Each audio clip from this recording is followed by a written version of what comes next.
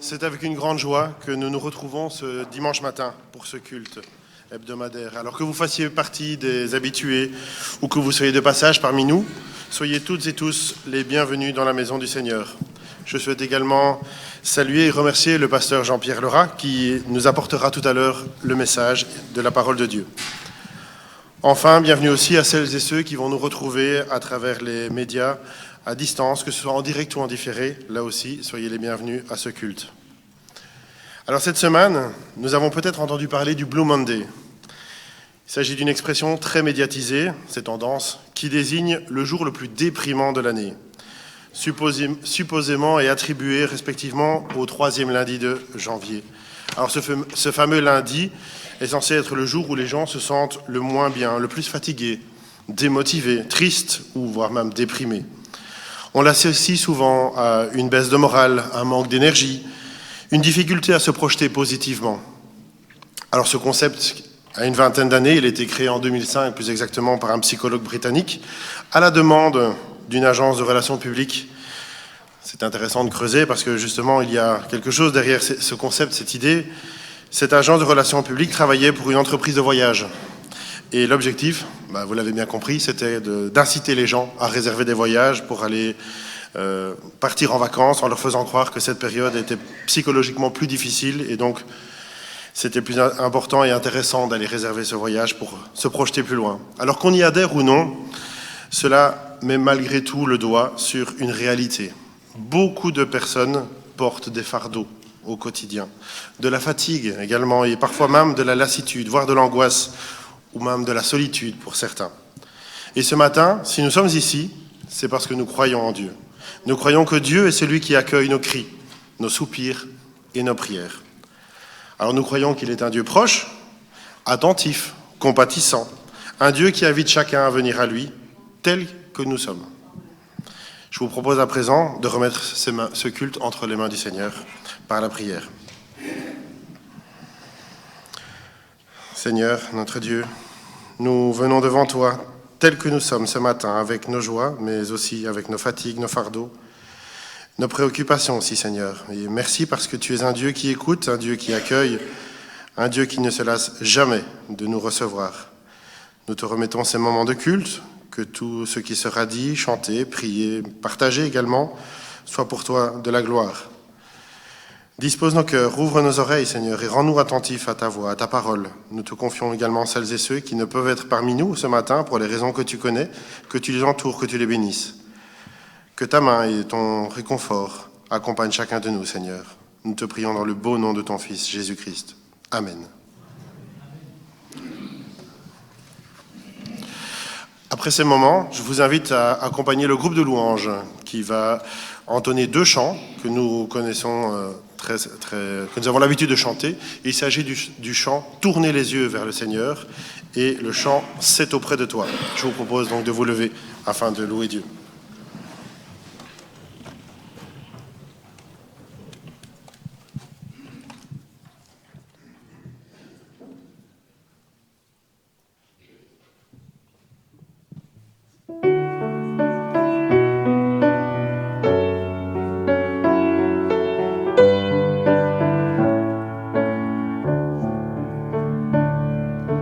Tournez les yeux vers le Seigneur.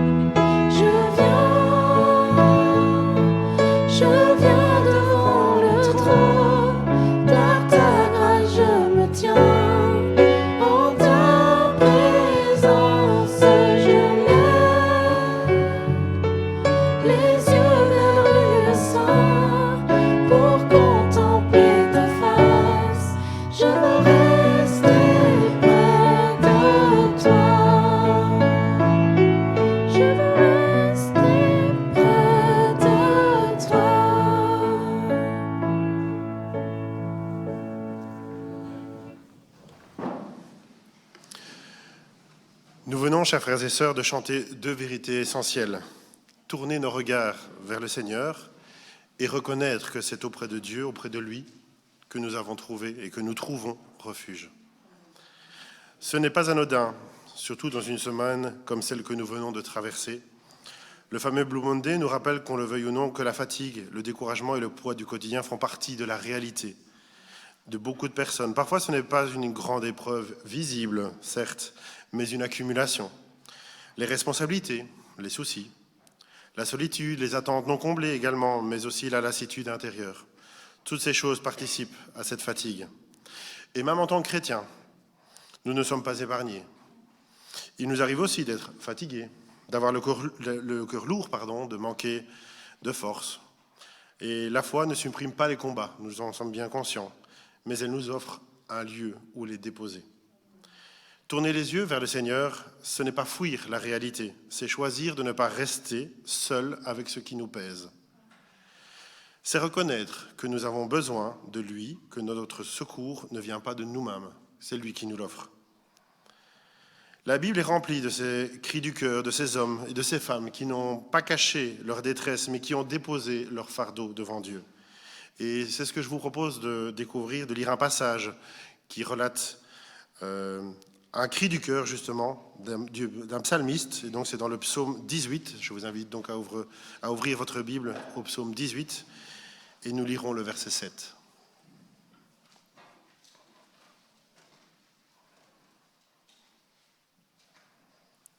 C'est un psaume qui a été écrit par David.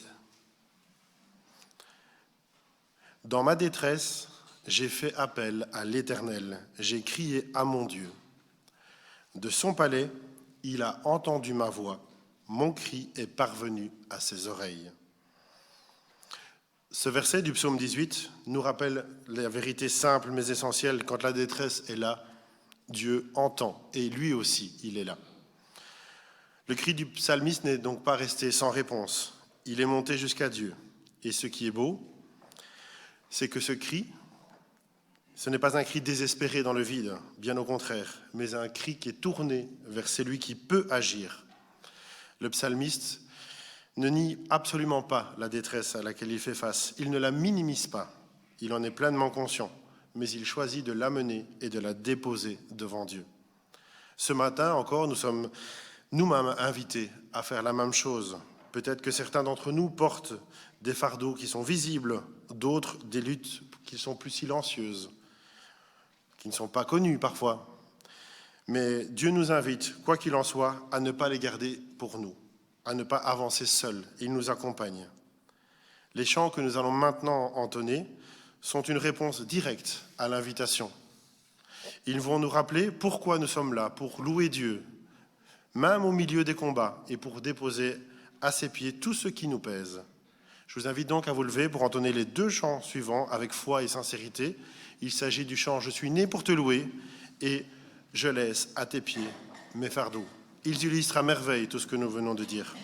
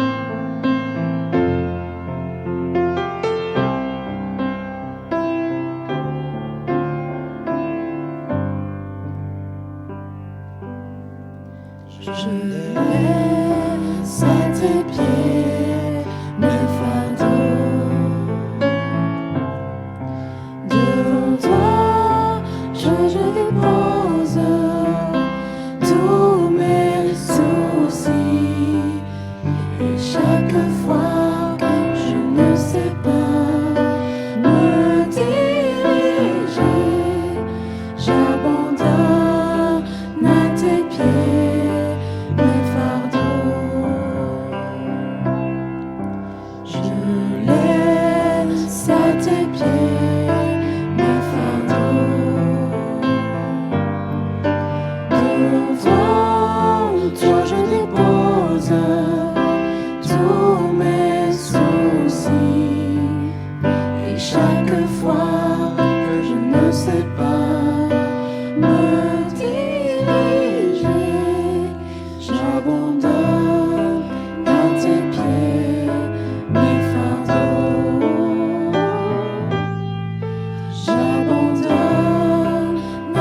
pieds mes fardeaux.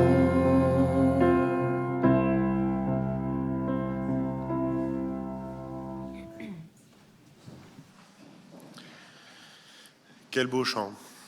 Déposer à tes pieds mes fardeaux. La parole nous rappelle que nous ne sommes pas appelés à porter donc ces charges seuls. Quand j'étais petit, à l'école du dimanche, j'avais eu un texte à réciter lors d'une fête de Noël, la fête des enfants. Et j'avais dû apprendre un long texte qui s'appelait « Des pas dans le sable ». Alors, pour certains, c'est un texte qui est connu. Alors, je ne vais pas prendre le temps de tout le rappeler dans son intégralité, mais l'idée, c'était que quelqu'un faisait un constat lors d'une promenade sur la plage, comme si c'était une promenade avec son Seigneur. Et à un moment donné, cette personne se retournait vers Dieu et lui disait « Mais voilà, je regarde les pas et puis je constate qu'à certains moments, il y avait 2 traces de pas, 2 personnes qui marchent côte à côte. Et à certains moments, il n'y a plus qu'une seule trace de pas. » Et la personne qui, comme si elle parlait à Dieu, lui disait « Mais pourquoi n'y a-t-il qu'une seule trace de pas à ce moment-là » Et la réponse de Dieu m'a particulièrement touché à l'époque. Dieu répondait « Mais les traces de pas que tu vois là, c'est parce que c'est moi qui te portais. C'est pas toi qui marchais tout seul, c'est moi qui te portais sur mes épaules comme le bon berger. » Alors j'avais à cœur de rappeler cette petite histoire parce qu'elle m'avait parlé et j'espère qu'elle parlera également à certains d'entre vous. Parce que comme nous l'avons dit, nous ne sommes pas seuls. Nous allons à présent ouvrir notre Bible pour voir ce qu'elle nous dit également à ce sujet à travers les paroles de Jésus cette fois et celles de l'apôtre Pierre qui vont venir compléter ce que Jésus disait. Donc dans cette deuxième lecture, nous allons lire le Matthieu 11, les versets 28 à 30 et puis nous enchaînerons avec dans la première épître de Pierre au chapitre 5, le verset 7. Donc on va débuter avec Matthieu 11, les versets 28 à 30. Donc c'est le Seigneur Jésus qui nous parle et qui nous dit « Venez à moi, vous tous qui êtes fatigués et courbés sous un fardeau, et je vous donnerai du repos. Acceptez mes exigences et laissez-vous instruire par moi, car je suis doux et humble de cœur, et vous trouverez le repos pour votre âme. En effet, mes exigences sont bonnes et mon fardeau léger. » Le deuxième petit passage, c'est donc dans 1 Pierre 5, le verset numéro 7. Et là, l'apôtre Pierre nous rappelle, il va dans le même sens, et il nous dit « Déchargez-vous sur lui de tous vos soucis, car lui-même prend soin de vous. » Amen. C'est une invitation qui est pleine de douceur, mais une invitation qui est claire. Venir à Jésus, déposer nos fardeaux et nous confier en lui. C'est le Seigneur qui nous invite lui-même dans un premier temps, et puis comme nous l'avons lu, c'est Pierre qui nous exhorte également à en faire autant. Et donc face à une telle grâce, frères et sœurs, une telle attention de Dieu pour chacun de nous, notre réponse ne peut être que la louange et l'adoration. Je vous invite à présent à vous lever pour les 2 chants suivants. Le chant s'intitule « Hosanna » et « Reçois l'adoration ». Et après ce chant, je laisserai la place au pasteur Jean-Pierre Lerat qui nous apportera le message de ce matin. Je vous invite à vous lever.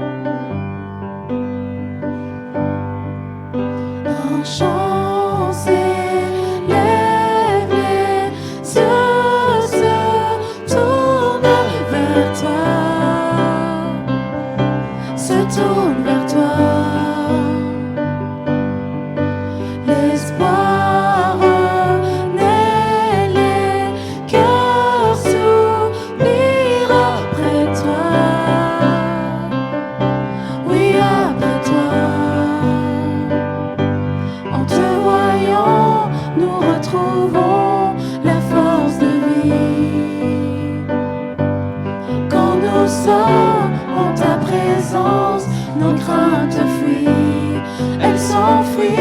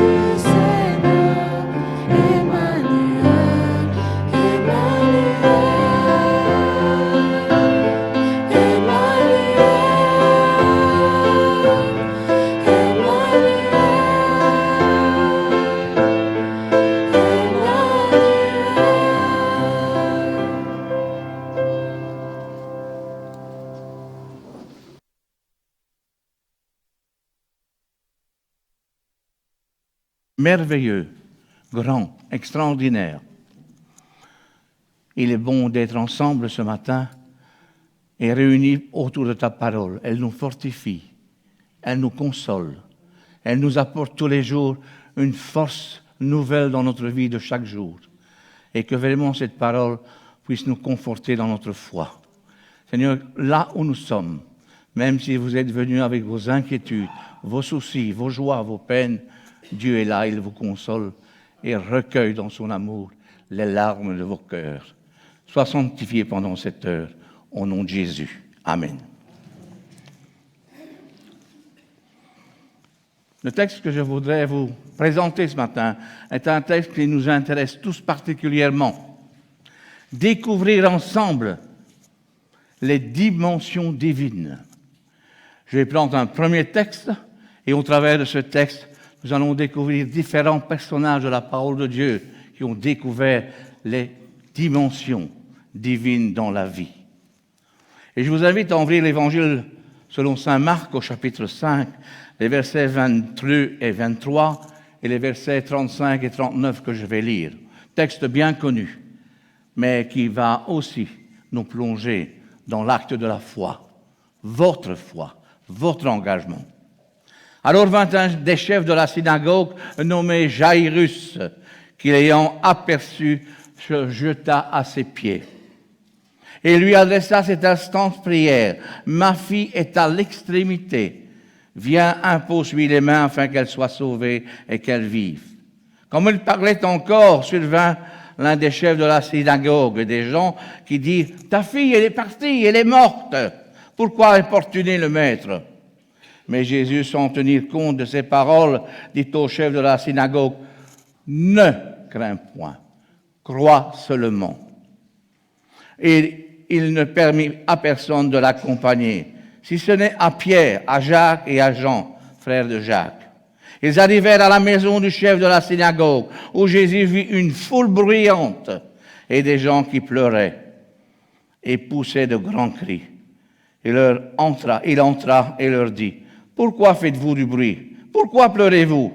L'enfant n'est pas morte, mais elle dort. » L'enfant n'est pas morte, mais elle dort. Est-ce que Jésus a menti à Jairus ici? L'enfant est mort. Alors pourquoi est-ce que Jésus dit « L'enfant n'est pas morte » ? Pourquoi? Parce que Jésus a découvert les dimensions divines à cette situation. Jésus voit la situation comme Dieu la voit, et non comme les hommes le voient ce matin. Jésus a intitulé ce message « Découvrir les dimensions de Dieu dans votre vie ce matin ». Et quand vous et moi, nous suivons son exemple, et lorsque nous découvrons les dimensions divines, nos circonstances, quelles qu'elles soient, nos difficultés ce matin, nos problèmes, nos besoins acquièrent toutes ces dimensions indispensables. Des dimensions divines spirituelles de foi, des dimensions divines qui nous permettent de voir nos besoins et de voir les situations ou les circonstances comme Dieu les voit et non comme l'ennemi le voit, toujours pour vous décourager dans des lassitudes ou des pourquoi ou des comment. Ce message aura 5 points ce matin. Ne vous tracassez pas, il passera par le temps. Premièrement, on va essayer de découvrir ensemble les dimensions aux promesses non tenues. Les dimensions divines aux prières non exaucées. Les dimensions divines aux tempêtes non calmées dans nos vies. Découvrir les dimensions à la non-délivrance. Attendez de voir ce matin. Découvrir les dimensions divines aux promesses non tenues. L'enfant n'est pas morte, mais elle dort, mes amis. Jésus, comment peux-tu dire cela ce matin? Nous comprenons que tu encourages Jairus. Ne crains pas, crois seulement. Voilà ce qu'il dit. Mais ne vas-tu pas trop loin en disant cela, Jésus? L'enfant n'est pas morte. Nous savons que l'enfant, elle est partie. Elle est là, elle ne respire plus. Jairus sait que l'enfant est morte. Mais Madame Jairus, ainsi que les enfants est mort, elle sait que l'enfant est mort. Et même ceux qui sont dans la ville, l'enfant n'est plus là. Alors pourquoi dis-tu cela ce matin? L'enfant n'est pas mort. Pourquoi est-ce que Jésus dit cela?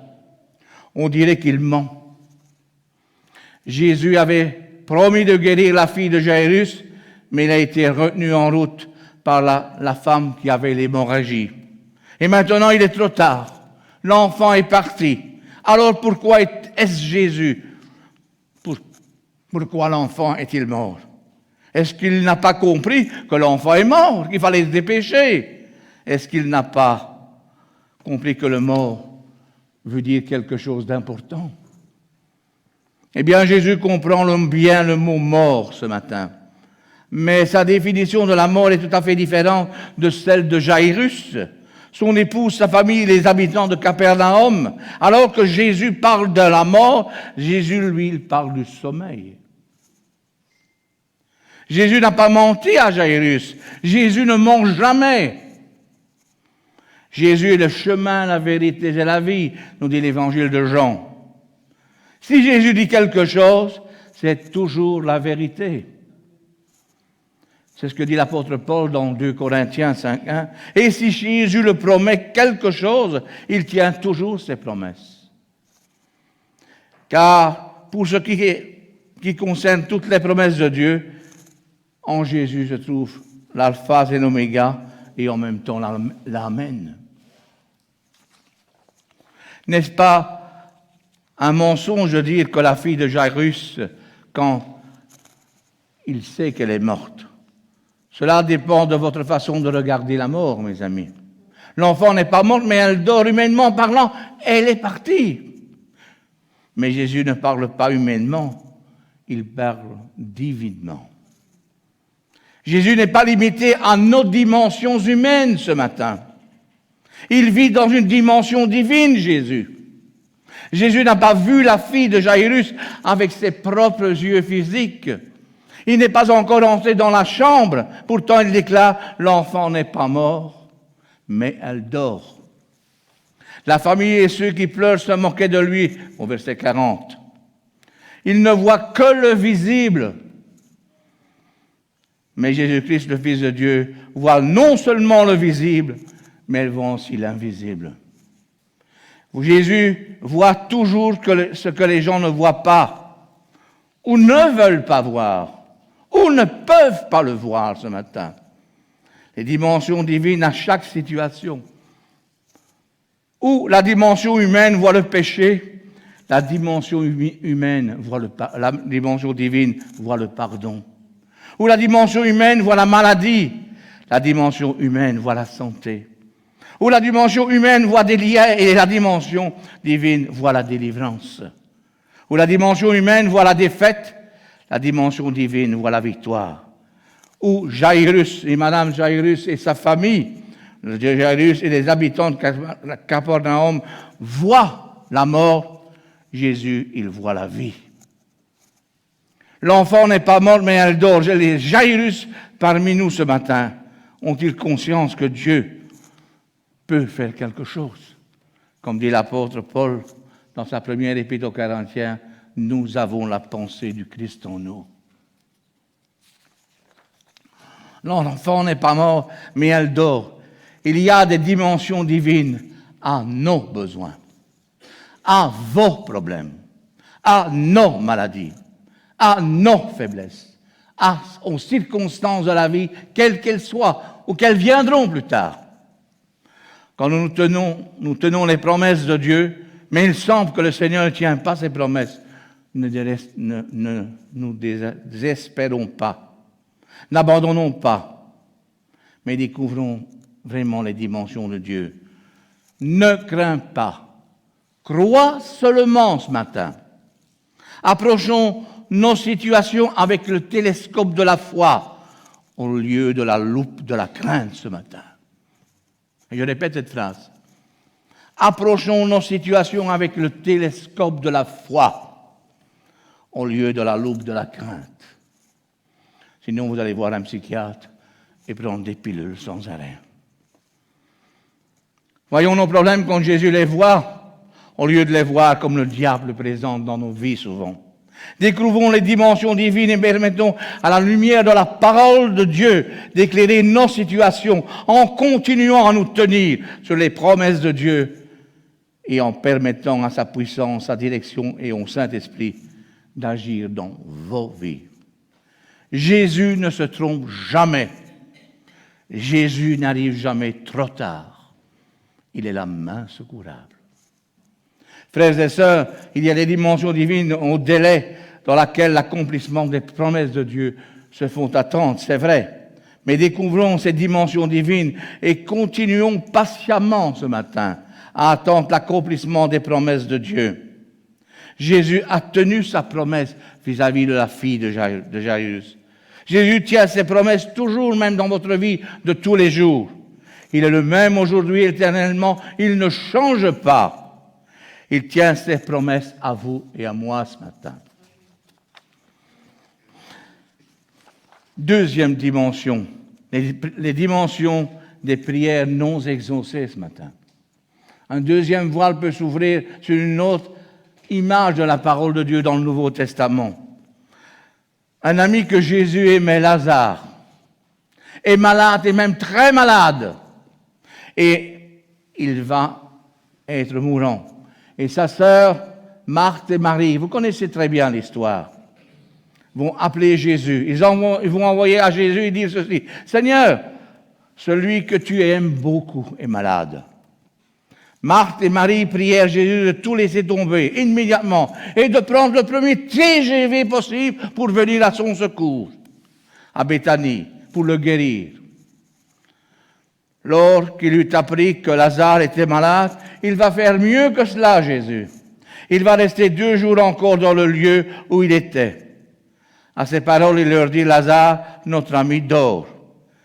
Mais je vais le réveiller, dit-il. Mais même alors, Jésus ne se dépêche pas. Jésus étant arrivé, trouva Lazare, étant depuis 4 jours dans le sépulcre. Jésus, qu'est-ce que tu as su faire pendant ce temps que je t'ai appelé? Nous attendions que tu partes de Béthanie immédiatement, mais il va de pire en pire, il est parti. Je leur dis ouvertement: Lazare est mort. Et je me réjouis de ce que je n'étais pas là, mais allons vers lui. Jésus, pour lui, me dit: mais quel genre d'ami es-tu? Tu es ton ami et tu ne te dépêches pas. Quelle sorte d'amour que tu as pour ton ami? Tu es le Fils de Dieu, l'un de tes meilleurs amis meurt. Et sa sœur qui t'ont fait tant d'hospitalité reproche à ses disciples et à toi-même. T'ont envoyé un courriel, dit-il, pour t'informer que Lazare est malade. Et tu réagis comme ça? Tu ne t'en fais pas du tout pour mon ami. Tu as guéri de centaines et de milliers de personnes qui se soucient point de toi. Tu permets qu'un de tes amis souffre et meure et que ses sœurs soient plongées dans le deuil. Et comme cela, Marthe a réagi. Comment réagit-elle? Lorsque Marthe apprit que Jésus arrivait, elle alla au-devant de lui, tandis que Marie se tenait assise à la maison. Marthe dit à Jésus: Seigneur, approche, si tu étais ici, mon frère ne serait pas mort. C'est comme cela que Marie réagit. Marie fut arrivée là où était Jésus, et dès qu'elle le vit, elle tomba à ses pieds et lui dit: Seigneur, si lorsque Marie, tu eusses venu assez rapidement, il ne serait pas là où il est maintenant. Lui qui a ouvert les yeux de l'aveugle, ne pouvait-il pas faire quelque chose pour qu'il ne parte pas? Comment est-ce que Jésus pouvait rester froid, indifférent, insensible? Frères et sœurs, Jésus n'est ni froid, ni insensible, ni indifférent à votre souffrance, à votre faiblesse, à ce qui pèse de plus lourd sur votre cœur peut-être ce matin. Et la Bible est claire dans l'Épître aux Hébreux dit: car nous n'avons point un souverain sacrificateur qui ne puisse compatir à nos faiblesses. Au contraire, il a été tenté en toutes choses. Pourquoi alors est-ce que Jésus reste où il est? Pourquoi est-ce qu'il n'est pas venu à Béthanie afin de guérir Lazare? Pourquoi est-ce qu'on attend jusqu'à ce que Lazare soit mort et enseveli avant d'apparaître? Parce que Jésus a découvert les dimensions divines. Dès qu'il a lu le courriel, il a dit à ses disciples une chose importante: cette maladie n'est point à la mort, mais elle est pour la gloire de Dieu, afin que le Fils de Dieu soit glorifié par elle. Jésus a compris immédiatement que la même situation désespérée avait une dimension divine. Jésus leur dit ouvertement: Lazare est est mort. Et à cause de vous, afin que vous croyiez, je me réjouis de ceux qui n'étaient pas là, mais allons vers lui. Plusieurs jours plus tard, Jésus arriva à Béthanie et on le reçoit d'une manière froide, distante. Jésus, frémissant à nouveau en lui-même, se rendit au sépulcre. C'était une grotte et une pierre qui était devant, placée. Pourquoi est-ce que Jésus se rend au sépulcre de Lazare? Vient-il lui apporter ou y déposer une gerbe de fleurs ou une couronne de fleurs? Frères et sœurs, il est comme le ciel envoie la rose de Saron et le lys des vallées lui-même. Et Jésus se tient devant le sépulcre de Lazare et il commande: ôtez la pierre. La sœur du mort lui dit: Seigneur, il sent déjà, car il y a 4 jours qu'il est là. Marthe ne voit pas les dimensions divines. Elle voit que les dimensions humaines, ce qui est présent. Elle ne voit que la mort, le cadavre, le sépulcre et la tombe. C'est tout ce qu'elle voit. Ces écailles ne sont pas encore tombées des yeux. Mais Jésus l'a introduit aux dimensions divines dans la situation. Et qu'est-ce qu'il répond, Jésus? Ne t'ai-je pas dit que si tu crois, tu verras la gloire de Dieu? Est-ce une parole de foi? Ôtez la pierre. Ils ôtèrent donc la pierre au verset 43. Et il va crier d'une voix forte: Lazare, sort! Qu'est-ce qui sort de ce sépulcre? Une odeur de mort pour les uns, une odeur de vie pour les autres. Non. Le mort sortit, les pieds et les mains liés de bandes, et le visage enveloppé d'un linge. Et Jésus dit: déliez-le et laissez-le aller. Plusieurs des Juifs qui étaient venus vers Marthe et qui virent ce que Jésus crurent en lui. Frères et sœurs, il y a des dimensions divines aux prières non exaucées. Découvrons ces dimensions divines et persévérons dans la prière de la foi. Jésus exauce nos prières. Jésus est le Dieu qui est le fondement de notre foi. Jésus a exaucé la prière de Marthe et de Marie, infiniment au-delà de tout ce qu'elles demandaient ou pensaient. Et Jésus exauce nos prières infiniment au-delà de ce que nous demandons et pensons, dit l'apôtre Paul aux Éphésiens. Troisième découverte. Découvrir les dimensions de Dieu aux tempêtes de notre vie. Aux tempêtes non calmées que vous passez ou que vous passerez et qui ont déjà trépassé votre vie. Dans le passé, Dieu reste le même, aujourd'hui, éternellement. Il ne change pas. C'est nous qui changeons. Nous avons encore une troisième image qui est donnée pour montrer que Dieu intervient. Dieu est hors du temps, il n'est pas dans le temps. Il est de toute éternité. Paul est prisonnier sur un prédécesseur du Titanic. Ça veut dire qu'il est sur un bateau qui est en pleine dérive parce que l'apôtre Paul est sur un bateau. Comme il s'était évidemment battu par la tempête, le lendemain, ils vont jeter la cargaison du bateau.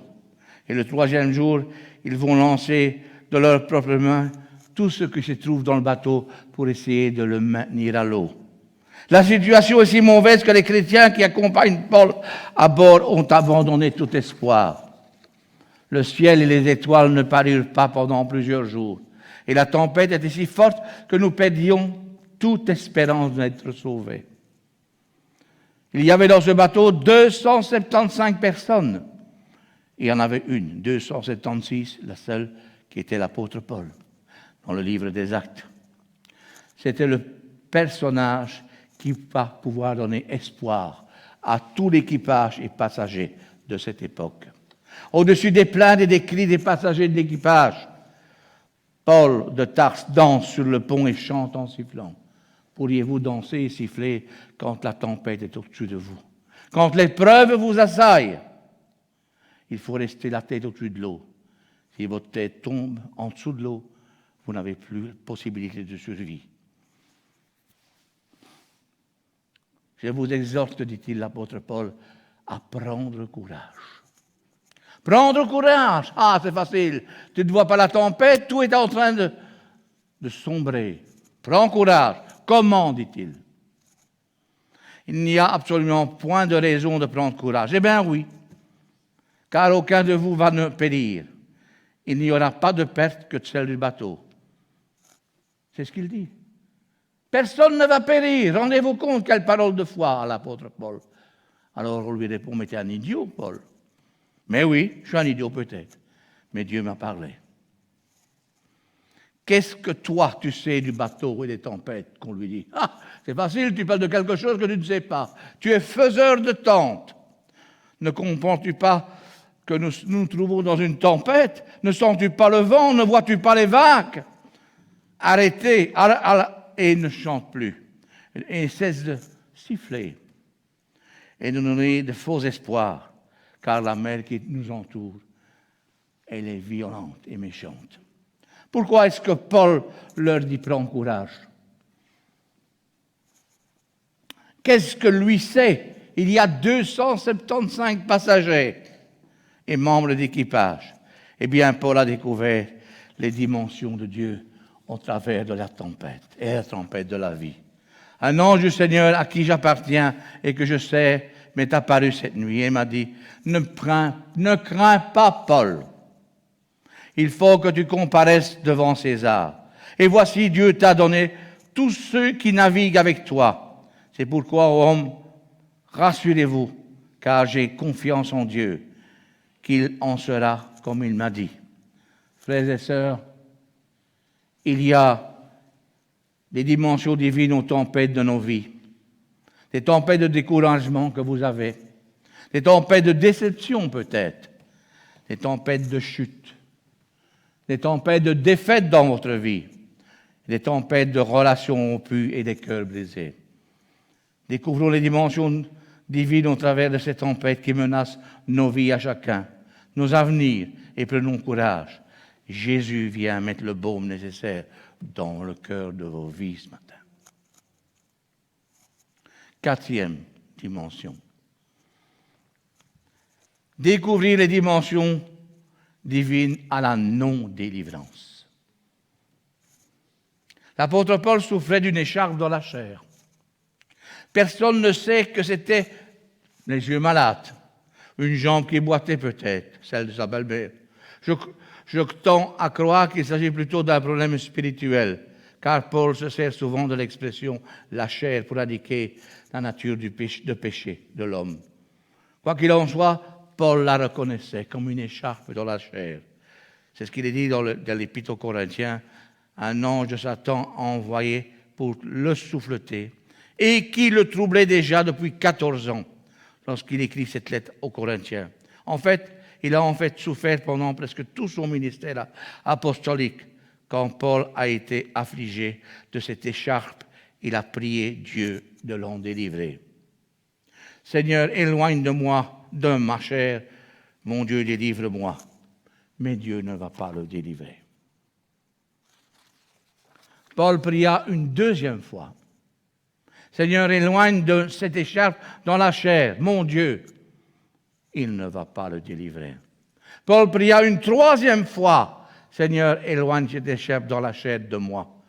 Dieu n'éloigna pas l'écharpe dans la chair, mais il a répondu ceci. Ma grâce te suffit et s'accomplit dans la faiblesse. Quelquefois, il y a des pourquoi dans notre société. Il y a des parce que quand nous serons là-bas. Entre les deux, il y a la marche par la foi. Paul comprit que son écharpe dans la chair avait une dimension divine.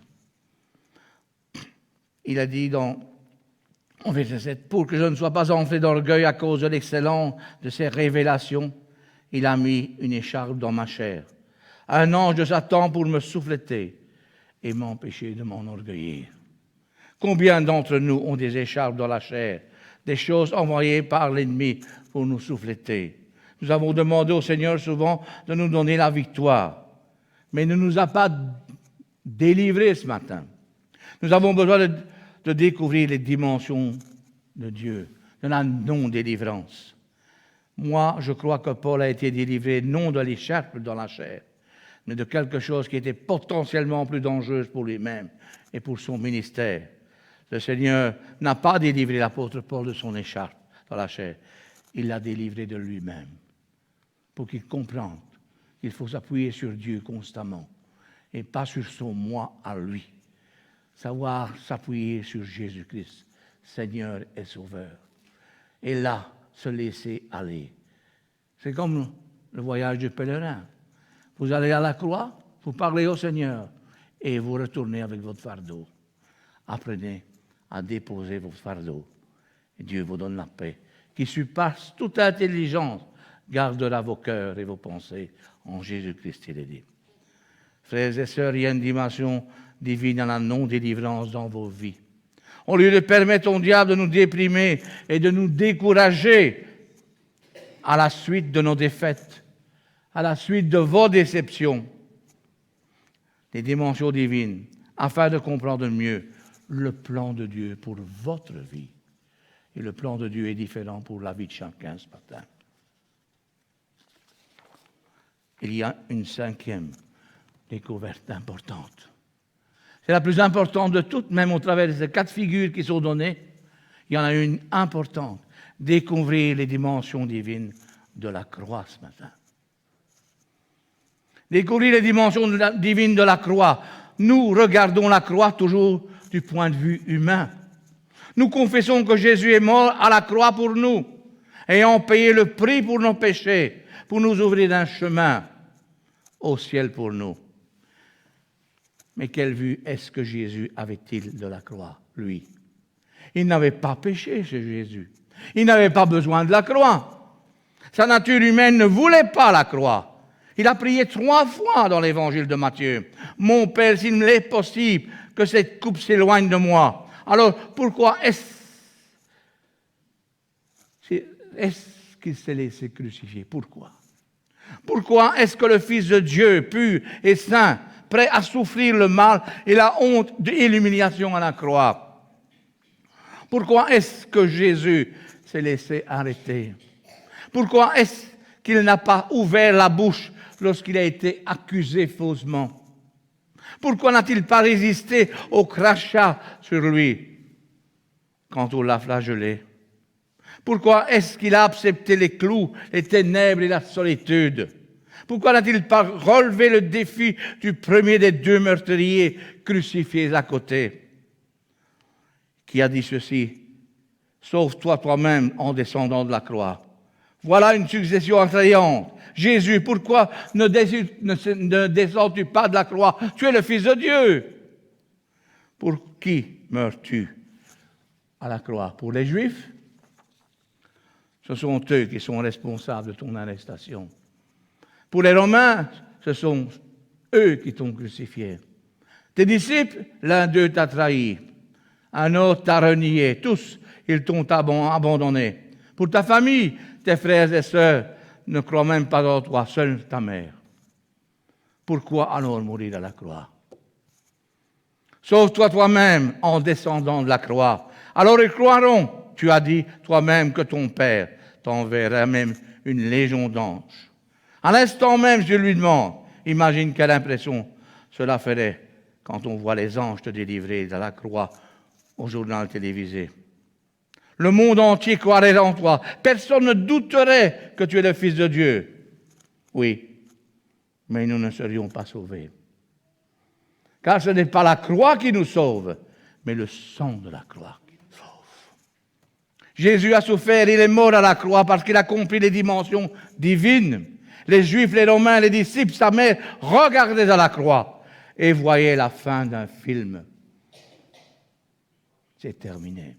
Mais Jésus est allé à la croix, sachant qu'elle représentait un nouveau commencement. Nous dit que Jésus, lorsqu'il a vu, il a regardé la croix. Et les dimensions divines à la croix, il les a découvertes. Les Juifs, les Romains, les disciples, sa mère, regardaient à la croix et voyaient Jésus à la croix. Et il y a une chose qu'ils n'ont pas vue à la croix, que derrière la croix, il y avait une virgule. Une virgule. Car Jésus regardait plus loin que la croix et voyait la joie qui était réservée. Jésus, le chef et le consommateur de la foi, qui, en vue de la joie qui lui était réservée, a souffert à la croix, méprisé l'ignominie et s'est assis à la droite du trône de Dieu. Jésus regardait au-delà de la croix, au-delà de la souffrance et de la mort, vers les joies qui lui étaient réservées, la joie d'accomplir la volonté de son Père, la joie de vaincre le péché, la mort et le diable, la joie d'ouvrir le chemin vers le ciel. Une grande foule que personne ne pouvait compter, de toute nation, de toute tribu un jour, et de tout peuple, et de toute langue, ils vont se tenir devant le trône de l'agneau, revêtus de robes blanches et de palmes dans le nom, grâce à l'agneau qui est mort et ressuscité pour nous. Et ils pouvaient crier d'une voix forte en disant, le salut est à notre Dieu qui s'est assis sur le trône et sur l'agneau. En conclusion ce matin, et je termine. Ô Seigneur, aide-moi ce matin à découvrir les dimensions divines à nos maux, à nos souffrances, à nos humiliations, à nos défaites, à nos chutes. Permets-nous de voir les dimensions divines, nos promesses encore non accomplies, aux prières non exaucées, aux tempêtes non calmées dans nos vies, et la délivrance encore non acquise dans nos vies, afin que nous puissions voir nos besoins, nos inquiétudes, nos désespoirs comme toi. Tu les vois non comme des défaites, mais tu les vois comme des occasions de victoire. Tout ce que vous pouvez passer, ce ne sont pas des défaites, c'est des victoires que Dieu vous permettra d'avoir. Et de nous avoir la croix.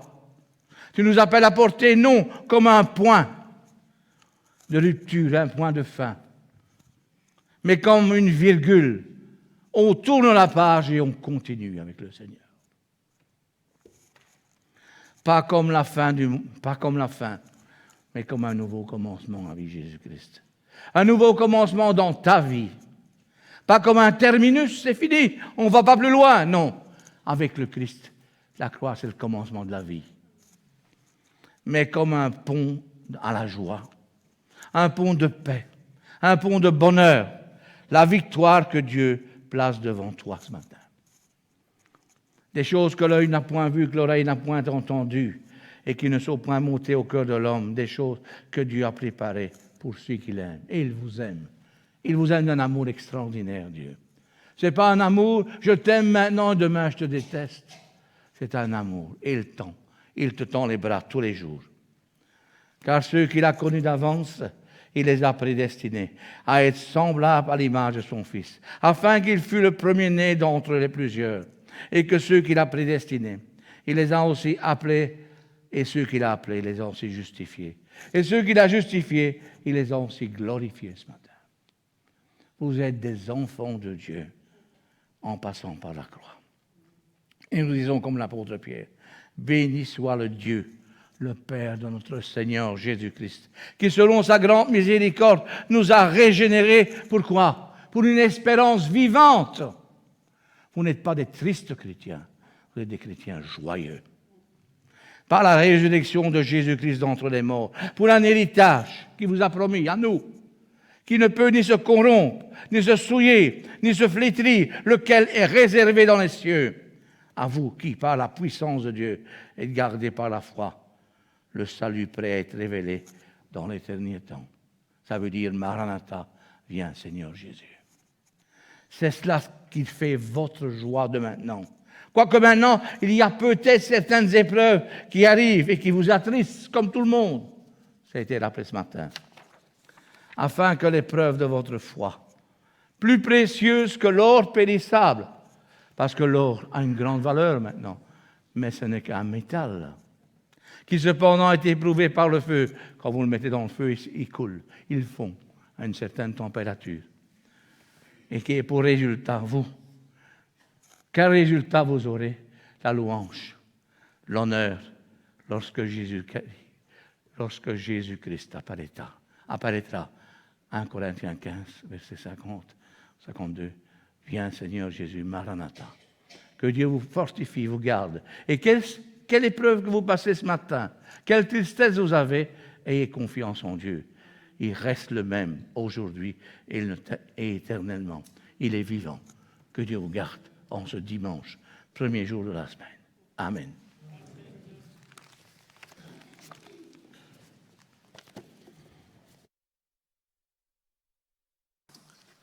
Merci, pasteur, pour ce beau message. Nous ne nous étions pas coordonnés, et pourtant, nous avions les mêmes sujets en tête. Nous allons à présent poursuivre notre culte par le chant « C'est ton sang qui purifie ».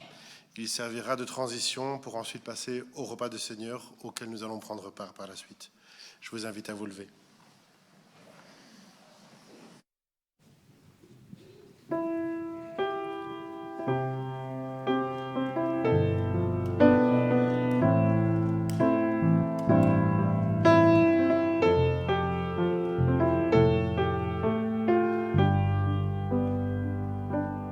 C'est ton sang qui purifie. C'est ton sang qui donne la vie. C'est ton sang qui a coulé. Oui, ton sang précieux m'a racheté. Je suis plus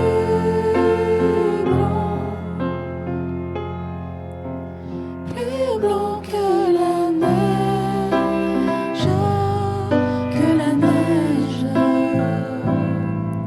Oh Jésus, toi l'agneau immolé,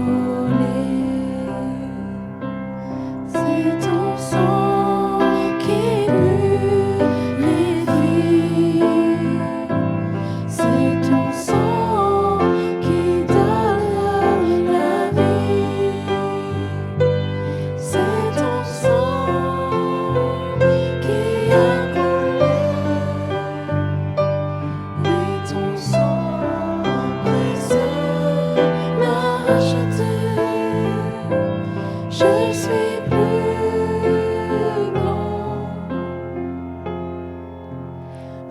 blanc que la neige, que la neige.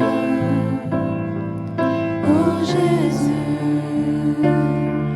toi l'agneau immolé.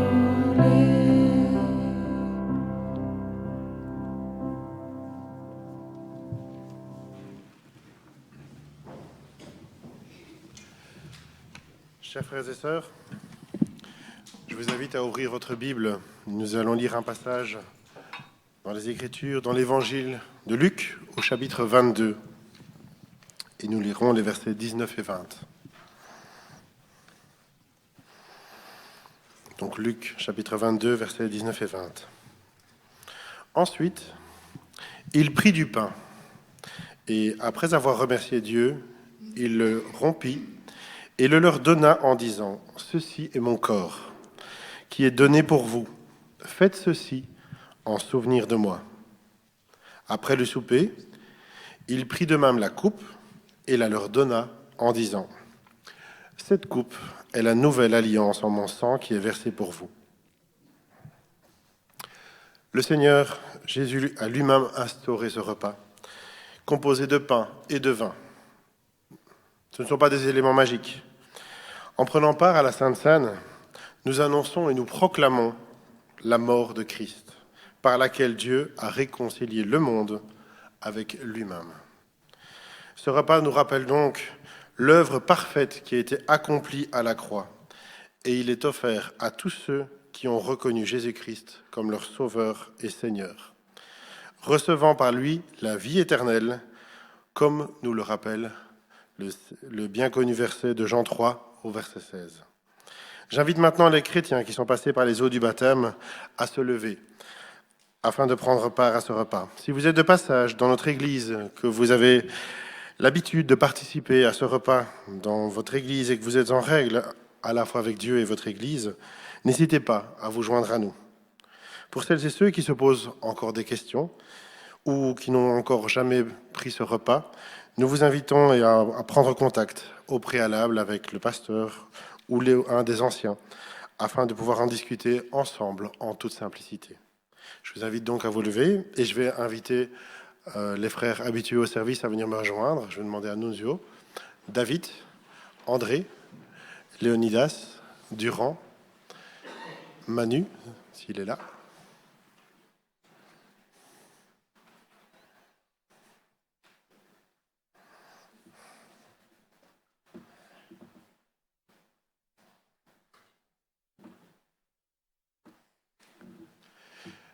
Je vais demander à mon frère Léonidas de prier pour le pain et à mon frère David de prier pour le vin.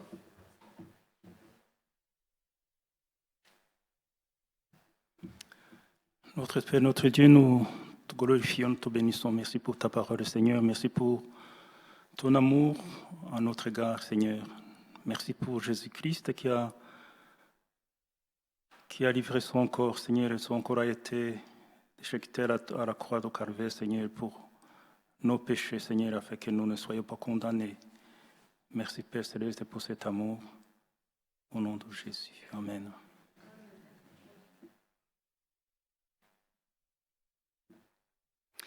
Seigneur Jésus, merci encore pour ce matin.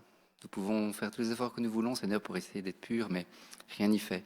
C'est ton sang qui purifie, Seigneur. Nous venons de le chanter. Et ce matin, nous voulons nous rappeler que ce vin symbolise ton sang qui a coulé sur cette croix, Père. Volontairement. Je voulons te remercier encore, Père, pour ce cadeau merveilleux que tu nous as fait. Gloire à toi, Seigneur Jésus. Amen.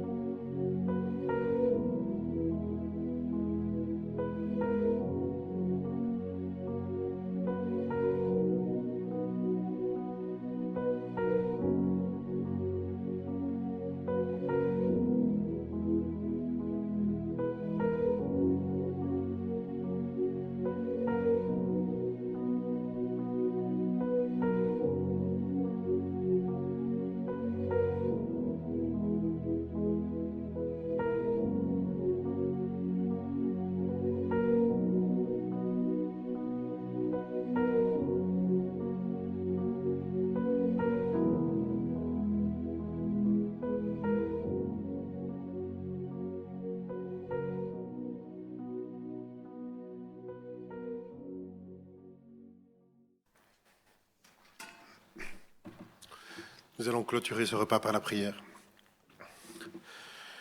Dieu et Père, nous te remercions pour ce sacrifice à la croix. Cette nouvelle alliance que tu as instaurée, qui abolit l'alliance de la loi. Nous n'étions pas capables d'être bons à tes yeux, de respecter la loi que tu avais donnée. Et c'est pourquoi ton Fils est descendu sur la terre pour expier nos péchés et se sacrifier lui-même à la croix. Merci Seigneur pour ce sacrifice, pour cet accès au ciel que tu nous offres et le salut que tu mets à notre disposition. Amen.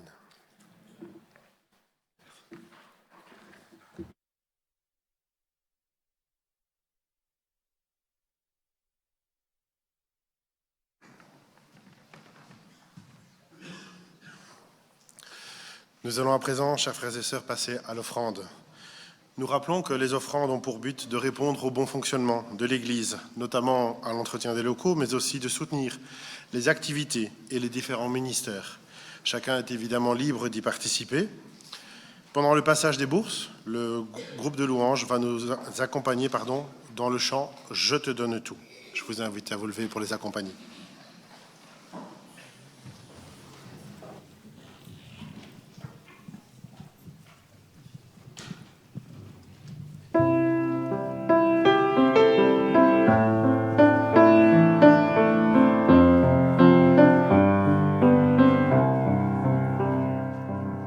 Je te donne mon cœur, il ne m'appartient plus. Ce que j'ai de meilleur, tout est pour toi, Jésus. Un parfum de valeur sur toi.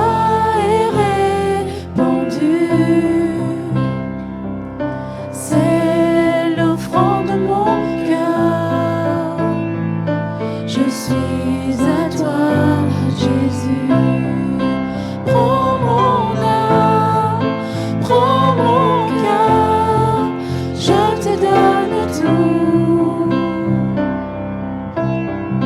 Prends ma vie, me voici. Je te donne tout.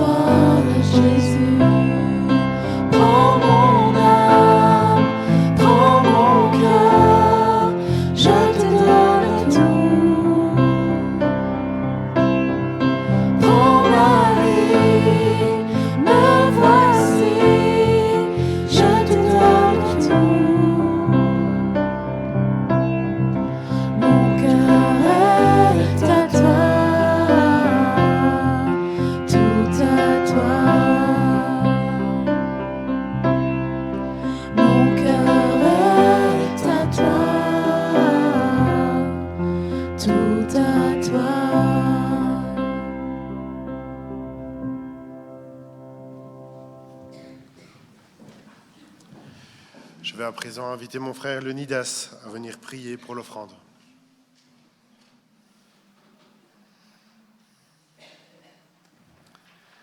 Notre Dieu, notre Père, nous te glorifions, nous te louons, Seigneur, par nos offrandes, Seigneur. Tu nous as donné beaucoup, tu nous as bénis, Seigneur, et nous avons pris peu de ce que tu nous as donné afin que nous puissions t'offrir.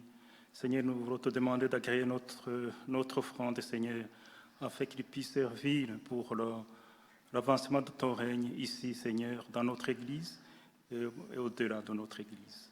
Au nom de Jésus. Amen. Notre culte touche tout doucement à sa fin et nous allons donc passer aux différentes annonces. Celles-ci vont être donc projetées. Il y a effectivement une rencontre des mamans en prière qui est prévue juste aujourd'hui après le culte. Pour la semaine, l'agenda de la semaine, donc mardi à 19h30 jusqu'à 20h30, une réunion de prière est prévue. Et dimanche prochain à 10h, nous aurons le culte également. Alors toujours au niveau des agendas, nous avons donc le 6 mai, donc le séminaire qui est prévu pour le 8 février. Les inscriptions sont ouvertes. Il y a une réduction de 10 € pour les membres de l'Église. Nous avons besoin d'un logement pour un couple et une place gratuite est disponible si quelqu'un est intéressé. Merci de le signaler. La soirée interjeune qui était prévue le 28 février est annulée. Non, pardon, pas l'interjeune, la soirée... L'interclub de vendredi, voilà. Donc voilà. Et là, la soirée interjeune du 28 février, vous avez toutes les informations, inscription via le QR code. Elle a lieu donc à Genappe et c'est de 17h à 20h. Il y a également l'Assemblée générale de l'Église qui a été fixée au dimanche 8 mars. Elle se déroulera à 15h. Nous vous invitons toutes et tous à bloquer la date dans vos agendas. Et la présence et la participation des membres est nécessaire puisque nous avons besoin d'avoir un quorum de participation et de présence à atteindre pour qu'elle soit validée. Les demandes de membres seront traitées sous peu, donc pas de panique pour ceux qui ont introduit une demande de membres, ils ne sont pas oubliés. Enfin, il y a Affermi, donc le samedi 21 mars, au CEME d'Ampremy pour les femmes. Inscription donc en ligne, vous avez donc toutes les informations qui sont affichées. Il y a des ateliers sur la colère, la louange, la transmission foi-enfant. Les tarifs augmentent à partir du 1er mars, donc soyez vigilants pour vous inscrire afin de bénéficier de la petite réduction. Avant de nous quitter, je vous propose de nous mettre une dernière fois debout pour un tout dernier chant intitulé « Béni soit ton nom ». Je vous invite à l'entonner en repensant à tout ce dont nous avons parlé durant ce culte.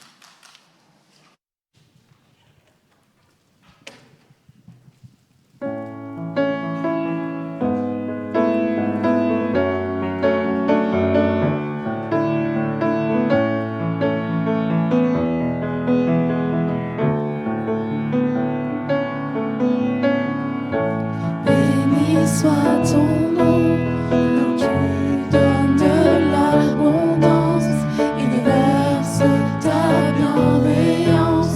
Béni soit ton nom. Béni soit ton nom, quand ma vie traverse un désert, quand je marche en terre inconnue. Béni soit ton nom. Tes bienfaits font naître en moi des chants de louange. Et même au cœur de la nuit, Seigneur, je redirai. Béni soit le nom du Seigneur, béni soit ton nom. Béni soit le nom du Seigneur, béni soit ton nom glorieux. Béni soit ton nom, quand sur moi brille le soleil, quand la vie semble me sourire. Béni soit ton nom. Béni soit ton nom, sur la route semée de souffrance, c'est mon goût d'offrir ma louange. Béni soit ton nom. Tes bienfaits font naître en moi des chants de louange. Et même au cœur de la nuit, Seigneur, je redirai. Béni soit le nom du Seigneur, béni soit ton nom. Béni soit le nom du Seigneur, béni soit ton nom glorieux. Tu donnes et tu reprends, tu donnes